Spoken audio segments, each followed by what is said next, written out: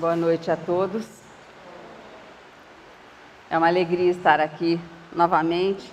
Passa algum tempo que a gente não visita essa casa e é sempre uma alegria rever os amigos queridos, porque essa casa é a nossa casa irmã e nós estamos sempre juntos nas atividades, né, Ricardo, Nelson, Silvio? Nós estamos sempre juntos aí no movimento espírita, né?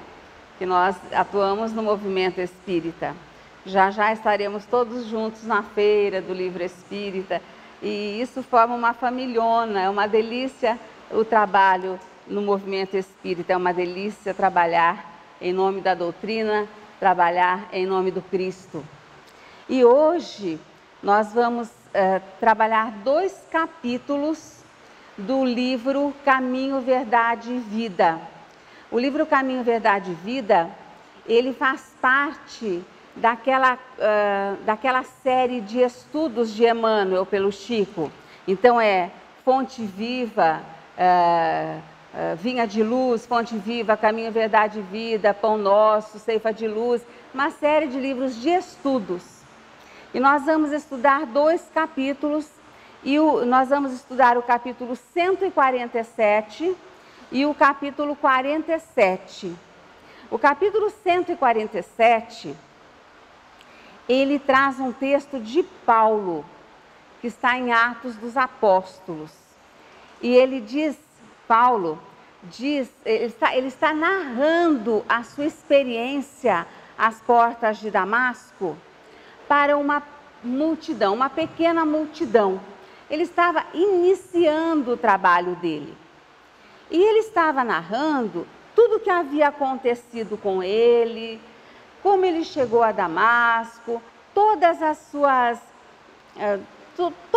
todas as dificuldades pelas quais ele passou, o encontro com Ananias, e depois ele já pronto para o trabalho, e eu acho que ele não havia percebido que estava pronto, e Ananias faz uma pergunta para ele, uma advertência, né? Ele chama de advertência carinhosa.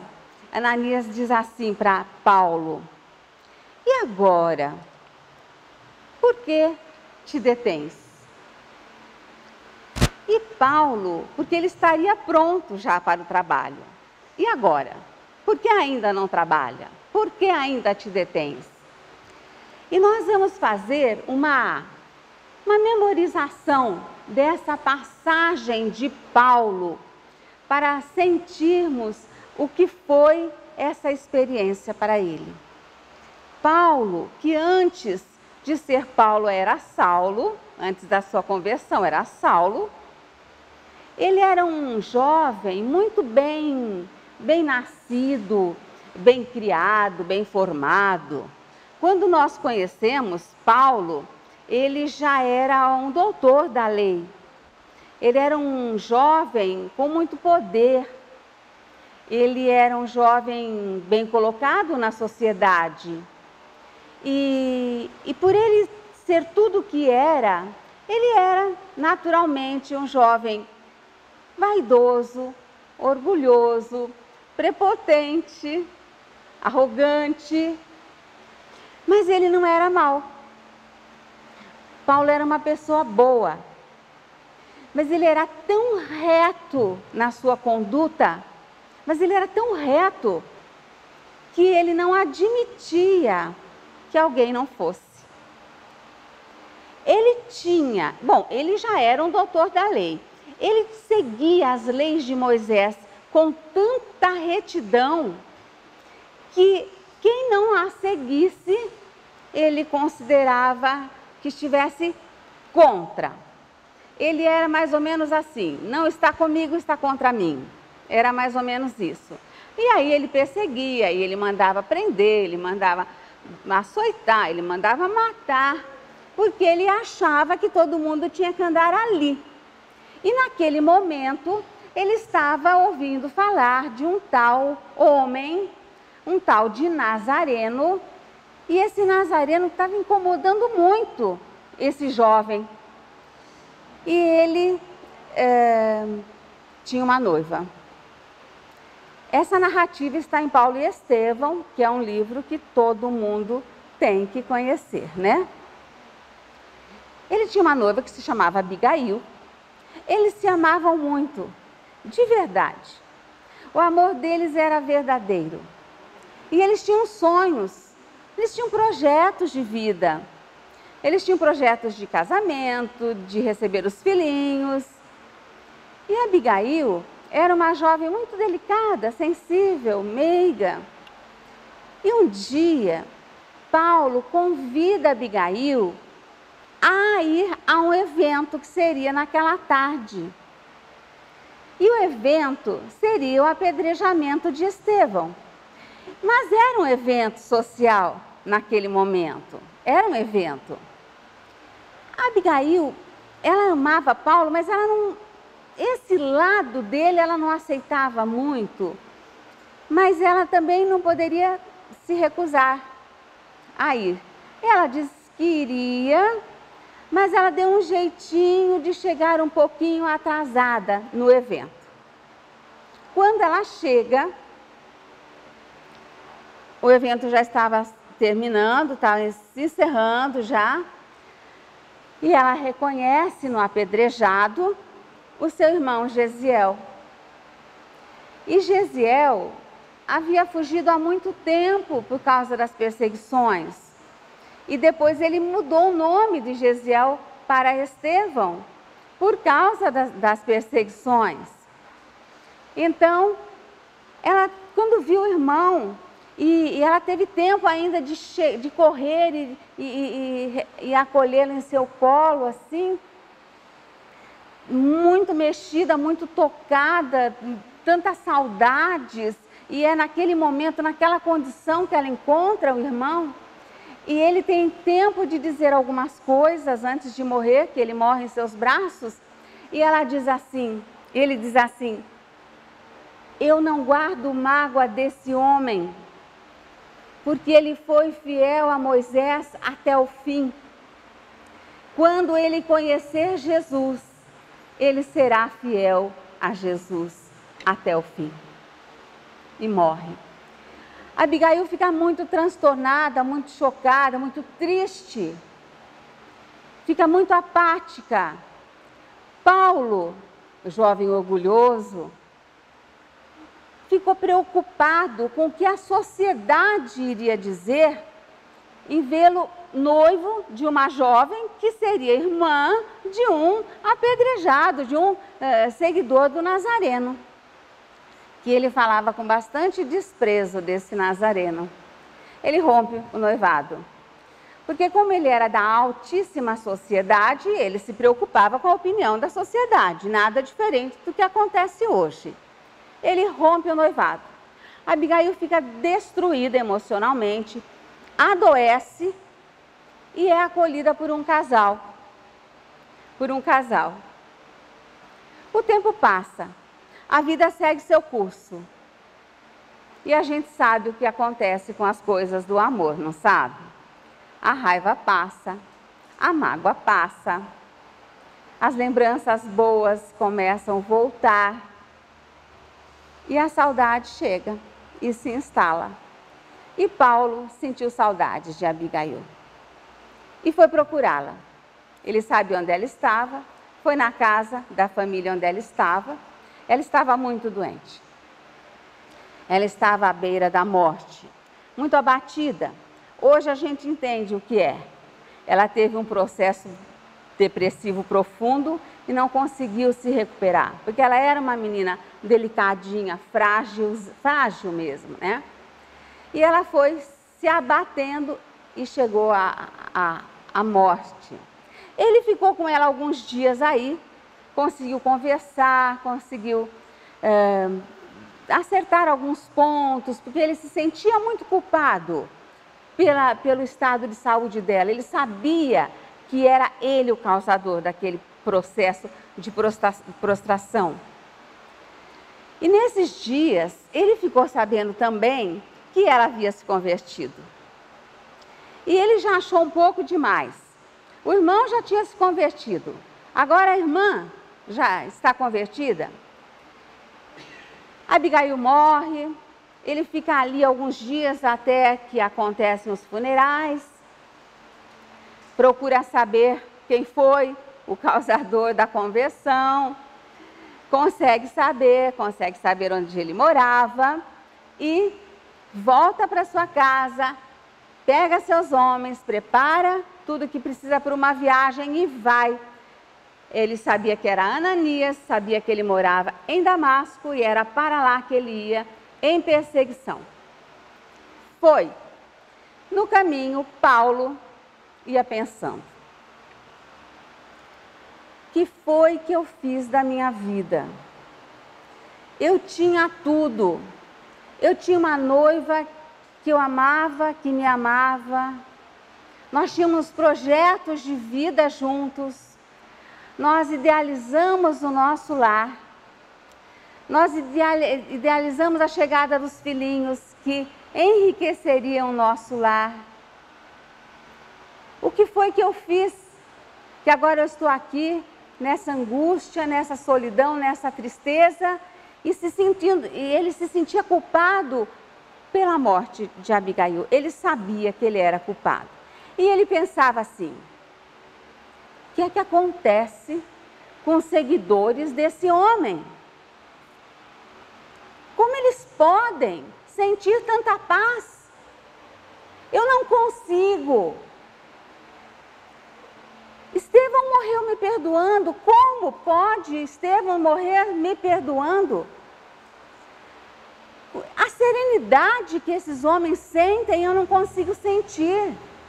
Eu tenho tudo e tenho uma angústia, uma insatisfação, um vazio existencial. Abigail morreu me perdoando e me amando. Como é que pode? O que é que acontece com os seguidores desse Nazareno? O que é que acontece? E ele ia pensando em transe. E já era quase meio-dia. Um dos seus homens disse assim: Senhor, vamos parar para almoçar? Já está tarde, estamos todos com fome, os animais também têm que descansar. O senhor também está cansado. Paulo nem ouvia. Ele continuava no seu transe, na sua viagem mental. De repente, aparece uma luz intensa, mas tão intensa que Paulo cai do seu animal. Ele cai e já cai cego. Era tanta luz que ele cai cego. E cego dos olhos materiais, ele continua vendo a luz com os olhos do Espírito. E ele vê a luz tão intensa, e ela vai tomando formas, o cabelo vai tomando formas, e ele vai reconhecendo a figura de Jesus. Aí ele ouve uma voz dizendo assim: Saulo, por que me persegues? Quem és? Eu sou Jesus de Nazaré. Por que me persegues, meu amigo? Paulo, naquela hora, já estava de joelhos ele permaneceu e só disse assim: Senhor, o que queres que eu faça? Naquele momento, Paulo não queria mais nada, não queria mais ser servido, não queria mais ser doutor de nada, ele queria servir a Jesus. Seus homens não estavam entendendo nada, eles achavam que Paulo estava alucinado por causa do calor, do sol, do meio-dia, da fome, do cansaço, e achavam que ele estava falando sozinho por causa disso. Senhor, vamos para casa? O senhor não está bem, vamos para casa. A gente volta outro dia. O senhor descansa, a gente volta outro dia. E ele diz assim: eu não sou mais senhor de ninguém.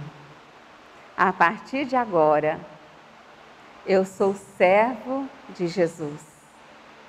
Ele dispensou seus homens, ficou com os dois só para acompanhá-lo, porque ele não tinha condição de chegar, cego, e eles entraram em Damasco. E ele pergunta a Jesus: Senhor, o que queres que eu faça? E Jesus falou: entre em Damasco, procure Ananias, ele lhe dirá o que fazer. Eles foram para Damasco, se hospedaram em algum lugar, ficaram por lá alguns dias, encontraram Ananias. E a gente imagina a cena assim: Jesus foi lá na estrada de Damasco, pegou o seu homem, que era um diamante bruto, ele estava pronto, só precisava ser lapidado.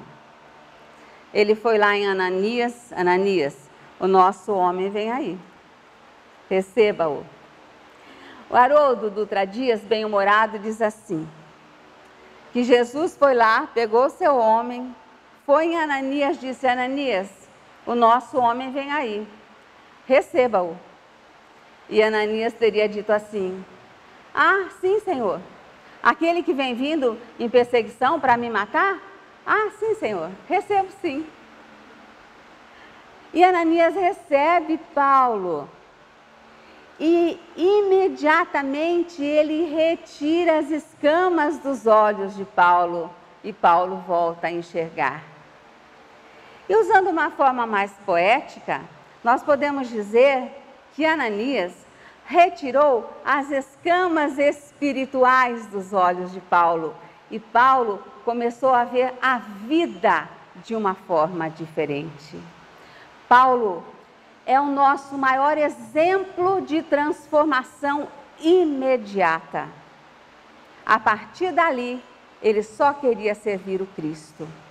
E quando ele estava fazendo essa narrativa à pequena multidão, é porque ele pensou que depois de ter recebido as orientações de Ananias, ele fosse chegar nas sinagogas e influenciar da mesma forma que ele influenciava antes, com as suas leis, com seus conhecimentos, que ele era altamente culto. Ele achava, mas não foi isso que aconteceu. Ele chegava nas sinagogas, ia conversar com os seus pares, e ele era ironizado, ele era enxotado, ele era apedrejado, não foi aceito, não foi entendido, não foi compreendido. E ele sofria muito, porque ele achava que da mesma forma que ele tinha um entendimento das leis, conheceu Jesus, conheceu os seus ensinamentos e se transformou, ele achou que ele conseguiria também transformar os seus pares, os seus amigos. E não foi assim que aconteceu. E ele começou a sentir toda a dificuldade. E chegou um momento que ele devia estar meio assim, sem tomar uma decisão, e é quando Ananias lhe diz: e agora? Por que te detens? Vai, o trabalho te espera, não é isso? Emmanuel, que nos faz a interpretação dos textos desses livros, ele diz assim para nós, que a interrogação de Ananias merece ser meditada por todos nós, que já recebemos convites, apelos, dádivas ou socorros, os mais diversos, do plano espiritual. Inúmeros beneficiários, ele diz, do Evangelho, prendem-se a obstáculos de toda sorte na província nebulosa da queixa. Se felicitados pela luz da fé, lastimam não haver conhecido a verdade na juventude ou nos dias de abastança. Contudo, na idade madura ou nas dificuldades materiais, sustentam as mesmas tendências inferiores de antes, quando ignoravam. Quer dizer, antes eu não entendia. Antes, quando eu tinha força, saúde, dinheiro, eu tinha todas as condições, tinha mais tempo. Agora que eu não tenho nada disso, eu conheço, mas eu continuo exatamente igual. Não faço nenhuma transformação em mim. É isso que Emmanuel nos diz. Nas palavras, ele diz, exteriorizam sempre grande boa vontade. Entretanto, quando chamados ao serviço ativo, queixam-se imediatamente da falta de dinheiro, da falta de saúde, da falta de tempo, da falta de forças. Na verdade, nós precisamos ter disponibilidade de alma. Porque quando nós temos disponibilidade de alma, nós superamos as dificuldades das horas, as dificuldades de saúde, as dificuldades financeiras, as dificuldades de força, e nós fazemos alguma coisa. Quando nós não temos disponibilidade de alma, tudo fica na frente. Ao invés de a gente colocar as dificuldades para trás, a gente coloca para frente. Então, tudo é motivo para eu não ir, para eu não realizar, tudo. Simplificando, hein? A chuva, o frio, o calor, a novela, o jogo, tudo é motivo. Fora os outros motivos que nós ainda citaremos. Emmanuel diz que esses são operários contraditórios, que ao tempo do equilíbrio orgânico exigem repouso e na época de enfermidade corporal alegam saudades ou vontade do serviço. Sabe aquela pessoa que quando está doente fala assim: ai, mas eu queria tanto fazer, ai, mas eu queria tanto ir, eu gostaria tanto de realizar, só que enquanto pôde, não realizou. Então ele diz assim, que essas pessoas são operárias contraditórias, né? Porque no tempo que podia, não fazia. No tempo que não pode mais, quer fazer. Em qualquer posição, ele diz, em qualquer tempo, estamos cercados pelas possibilidades de serviço com o Salvador.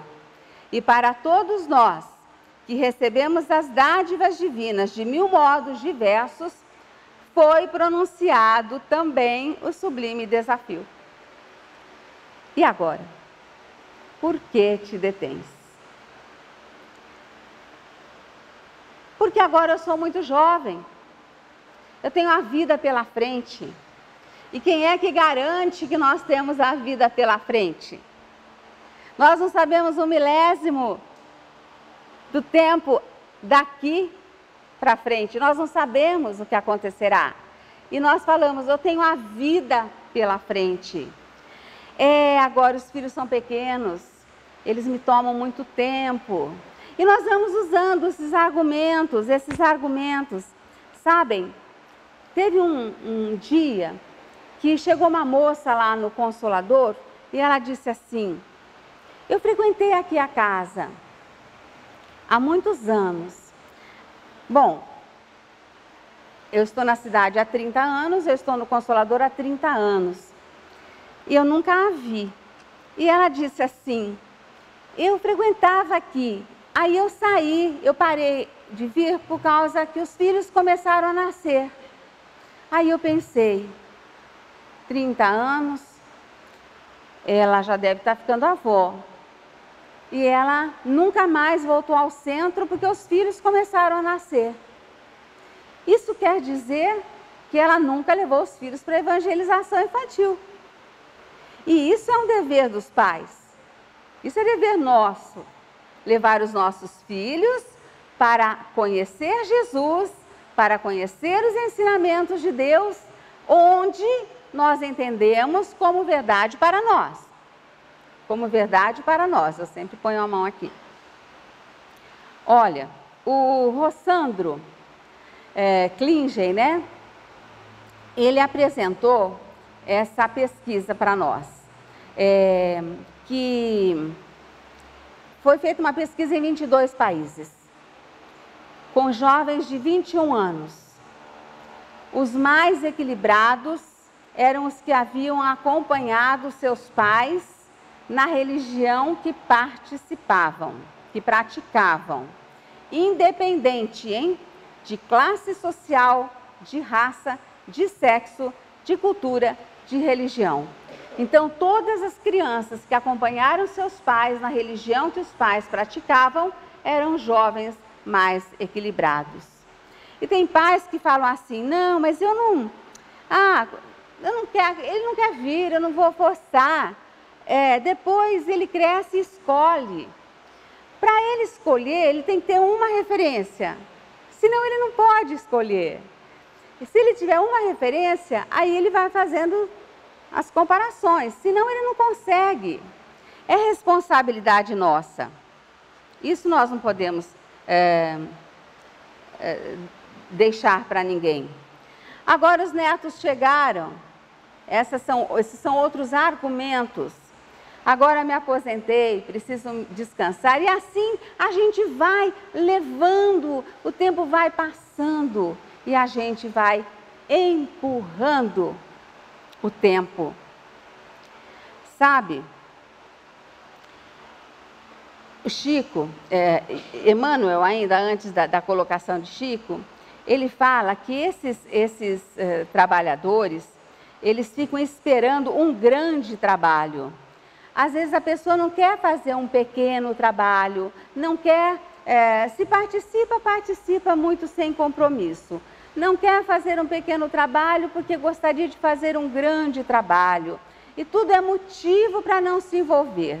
Quando, na verdade, se a gente não aprender com o pequeno, nós não vamos conseguir fazer o grande. O trabalho tem que ser aprendido nas pequenas coisas, nas pequenas responsabilidades. E a gente vai se preparando e assumindo responsabilidades maiores. Essa é a grande realidade, não há o que fugir. E o Chico diz assim, Emmanuel através do Chico, né? Somente aquele que se dispõe a realizar pequeninas coisas que sabe e pode, virá a saber e realizar grandes coisas. Quer dizer, é começar do pequeno, ir aprendendo, porque o trabalho, ele é do tamanho que a gente consegue. Não adianta a gente querer fazer uma grande coisa se a gente não está preparada para as pequenas coisas. E tem as palavras de Jesus, se fores fiel no pouco, serás fiel no muito. Nós tivemos uma outra história muito intrigante lá na nossa casa, de uma senhora que chegou um dia, já com 75 anos, e ela dizia assim, ela vinha de uma cidade vizinha, que tinha casa espírita, tinha creche, tinha tudo, e ela falava assim, eu gosto muito de criança, um dia eu ainda vou mudar para Rio Preto, e quando eu me mudar para Rio Preto, eu quero trabalhar com crianças, porque eu adoro. Aí eu pensava assim, ela adora, e ela passou a vida toda numa casa que tem creche e não trabalhou.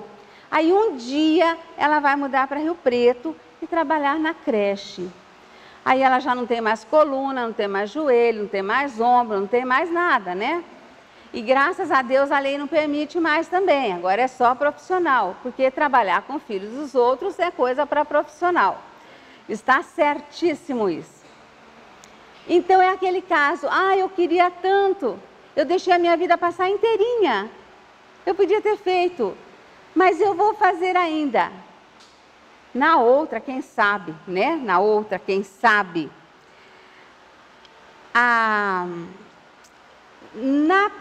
No capítulo número 47, o título é A Grande Pergunta.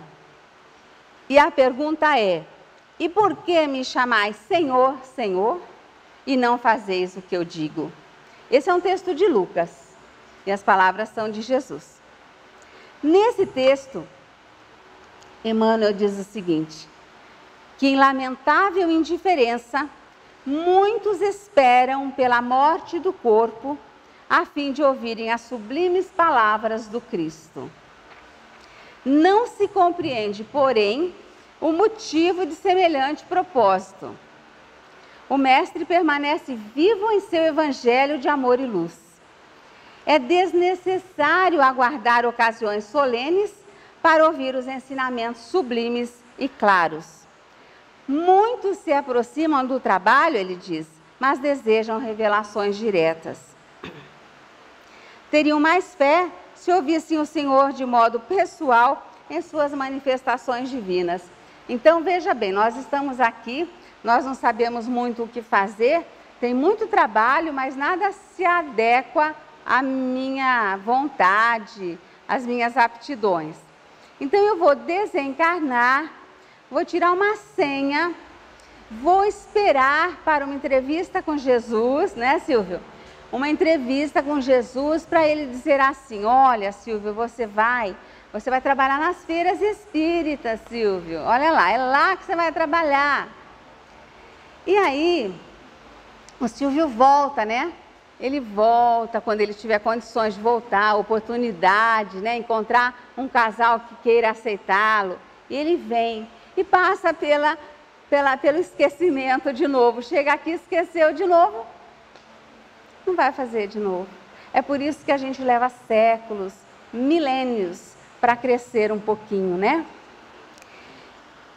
Acontece que as pessoas que pensam assim, e são palavras de Emmanuel, hein, gente, não são minhas. As pessoas que pensam assim, elas se esqueceram que Jesus deixou os ensinamentos claros. Não foi ele que disse que sempre que fizéssemos a qualquer um dos seus irmãos, seria ele que estaríamos fazendo? Ele disse. Então, sempre que matarmos a sede, matarmos a fome, a agasalharmos, sempre que nós nos dispusermos a ouvir, a usar esse instrumento maravilhoso que é a voz para falar, para consolar, para confortar, para encaminhar, oferecer o colo, estender os braços, estaremos fazendo para ele. Sempre que estivermos fazendo isso para qualquer um dos nossos irmãos, estaremos fazendo para Jesus. Foi isso que ele nos disse. Acreditam-se merecedores de dádivas celestes e acham que o serviço do Evangelho é grande em demasia. Esses aqui, ao contrário dos outros que querem grandes tarefas, esses acham que tudo é grande e que tudo só compete aos grandes vultos. Por exemplo, eu não sou capaz de fazer. Isso é coisa para o Chico. Isso é coisa para a Madre Teresa. Isso é coisa para Bezerra de Menezes. Os mais conhecidos da gente aqui, né? Carbar, Eurípides e tantos anônimos que nós sabemos que são grandes pilares de Jesus aqui. Porque, na verdade, todos somos embaixadores do Cristo aqui na Terra. Essas são palavras de Paulo. Todos somos embaixadores do Cristo aqui na Terra. Se somos embaixadores, temos que representá-lo, temos que testemunhar. E alguns desses pilares fizeram isso, né? Como é o caso da Dona Rosa, aqui em Rio Preto. E em cada cantinho, a Dona Domingas na nossa casa, em cada cantinho Jesus coloca essas luzes para iluminar os nossos caminhos. Mas isso é uma questão de ele seguir esse caminho, de iluminar outras mentes. Ou então a gente fica esperando o dia que chega o nosso trabalho, porque esse é só para os grandes e a gente não quer começar a experienciar, a gente não quer começar. E essa colocação de distância é perigosa porque é confortável demais. Quando nós falamos assim, isso é para o Chico, isso é para a Madre Teresa, eu não consigo, eu não dou conta disso. Essa colocação, essa distância que nós colocamos, ela é um conforto, uma distância muito confortável. E esse conforto é muito perigoso. Nós ficamos numa zona de conforto muito perigosa. Essas pessoas esperam milagres sem perceber que a preguiça, olha as colocações de Emmanuel, sem perceber que a preguiça se mistura à vaidade. Então, quando nós falamos assim, ai, quem sou eu? Ah, não, isso não é para mim. Quem sou eu? Eu não sou capaz. Ele fala que isso é uma vaidade misturada com a preguiça. Eu não quero, eu me coloco numa posição de humildade maquiada, e isso é extremamente perigoso. Esses companheiros, ele diz, não conseguem ouvir o mestre no seu verbo imortal. Ignoram que o serviço deles é aquele a que foram chamados, por mais humildes lhe pareçam. Seja na qualidade de um político ou de um varredor, num palácio ou numa choupana, o homem na terra pode fazer o que Jesus ensinou. É por isso que a oportuna pergunta do Senhor deveria gravar-se fortemente em todos os templos, para que os discípulos, ao adentrar, pronunciando o nome, nunca se esquecessem de atender sinceramente às recomendações do seu verbo sublime. O que ele sugere aqui? Que a gente coloque um letreiro, Nelson, um letreiro. Por que me chamais Senhor, Senhor, e não fazeis o que eu digo? Em todos os templos evangélicos, em todas as igrejas católicas, em todos os centros espíritas, para que, quando chegassem os seus fiéis, lessem aquele letreiro piscando e falasse assim, nossa, de novo, eu não fiz. Mas era uma lembrança constante. Por isso que ele sugere que coloque esse letreiro luminoso. Essa zona de conforto é muito perigosa, porque às vezes a gente fica só na teoria.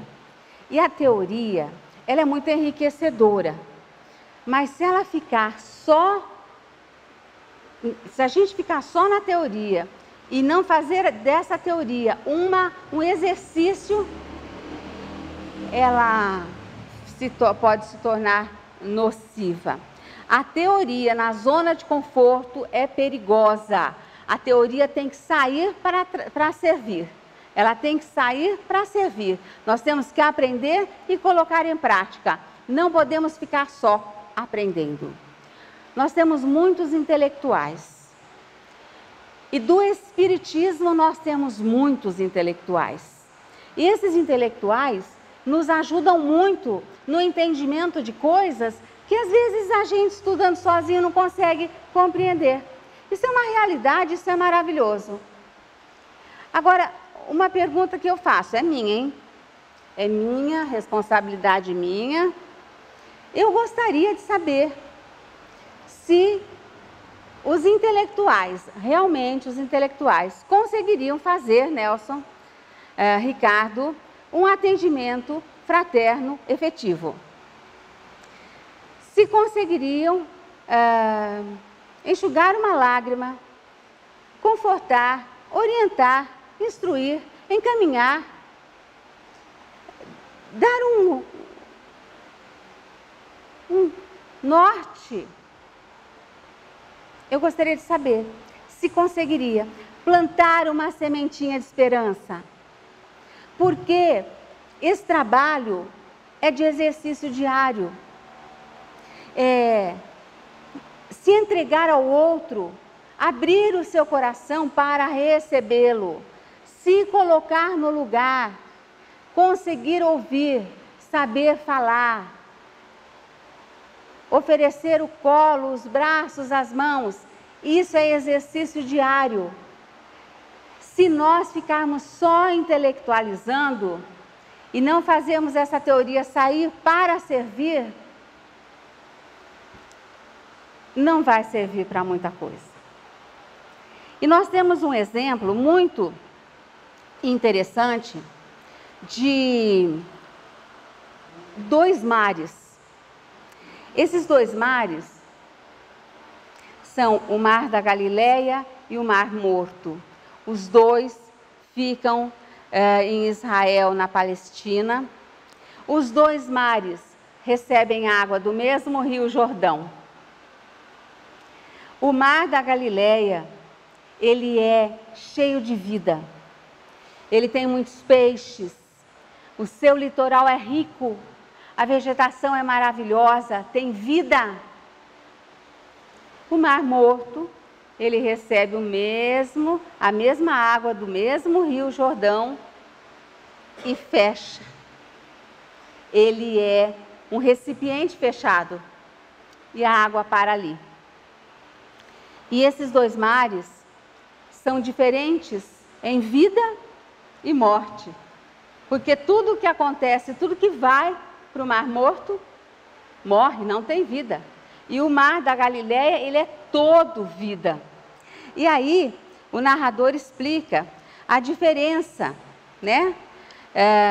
O Mar da Galileia recebe água do Rio Jordão pelo norte e não guarda para si.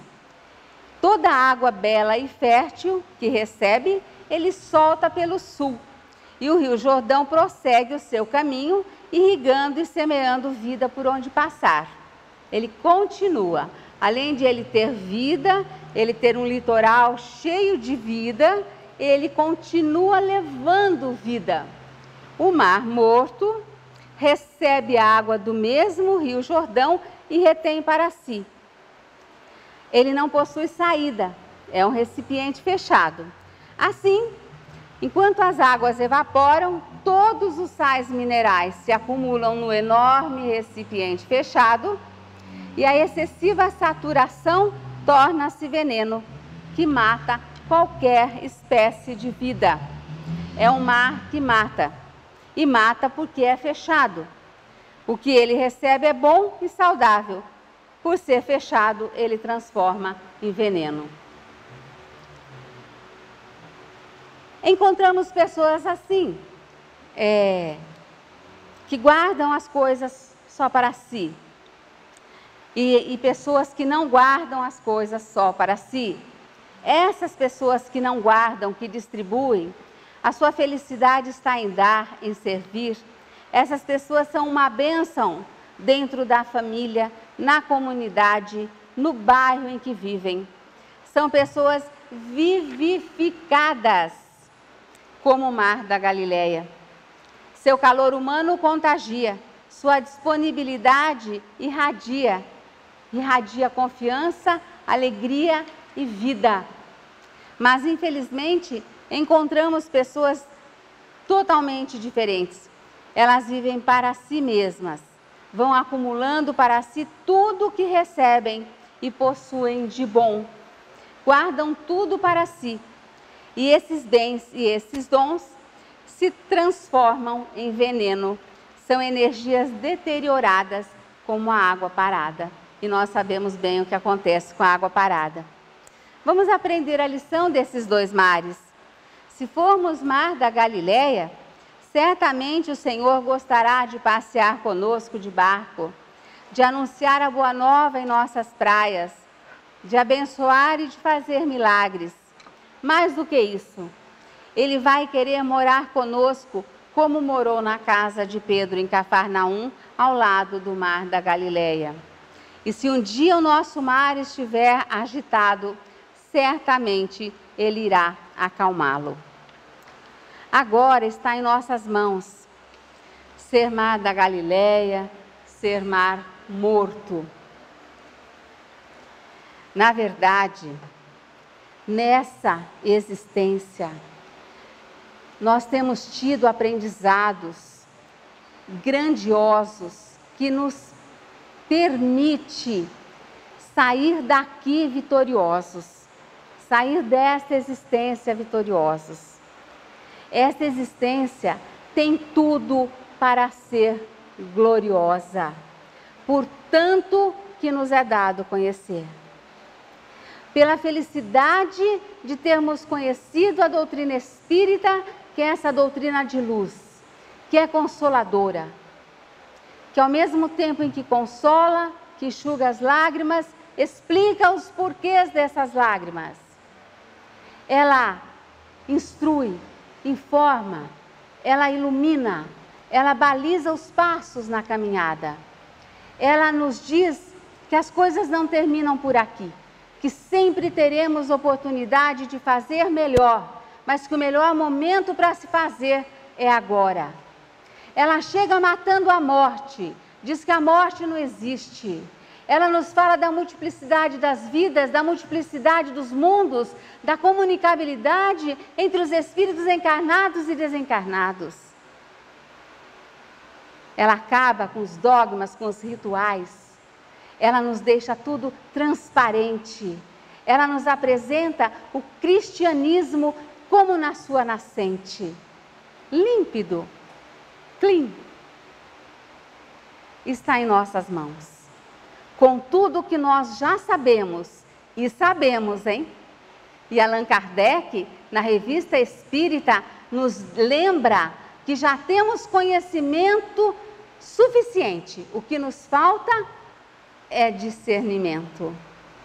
E o discernimento é a finalização do aprendizado.